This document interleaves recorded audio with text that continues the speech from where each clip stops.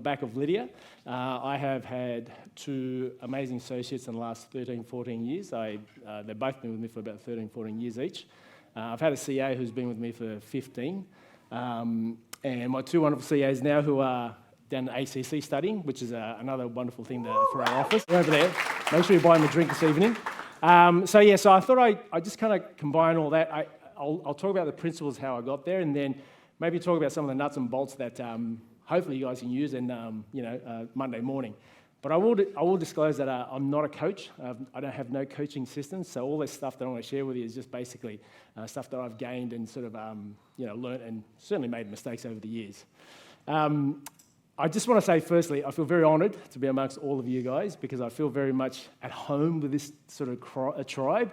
You guys, we all share the same sort of love for the vitalistic principles of chiropractic. And I feel very at home, like whether it be the CAs, the DCs, or the students, I feel very at ease and I can sit in a room and talk to you guys endlessly. And I'm also blown away by the number of students that are here. Sam started that at the start of the innate. The number of students here. And I'm so pleased to see so many of these wonderful students who are now new grads who are here again. I know that they all attended. These are wonderful kids that have sort of, we've mentored over the last couple of years in Sydney, and it's great to see them back as grads, so thank you so much for being here. I want to share with, obviously you guys, a lot of students and new grads, you guys are like effectively the profession's future. And I think it's really important that if you're going to embark on setting up a practice, there's a couple of key things that I think will be useful. From my perspective, I want to share with what's important. The main thing is it's got to come from the heart. It's got to have your philosophy. It's not about sort of fancy marketing strategies because I've tried that. They don't work. It's just fads. They come and go.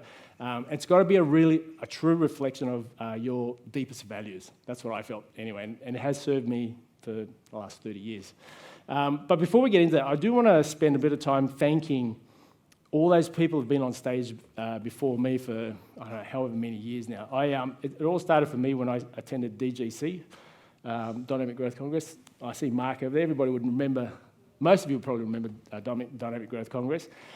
It's something that was very much a part of my development, and I think that the Innate Summit has captured a lot of that as well. So I encourage all the students and all the new grads who are coming to keep coming. And next year's the last one in WA, so you've got to come. It's so good because I think the energy that comes from such a weekend like this builds towards what you can do in your office and the success that you can have from that. And I want to thank all those before me. Some are unfortunately no longer with us, but others are still here with us. They've shaped, obviously, me as a chiropractor, but also shaped my understanding of the principles of chiropractic as well. So one thing I want to share, the most important thing I think when I started setting up my practice, I knew that I didn't want just a business.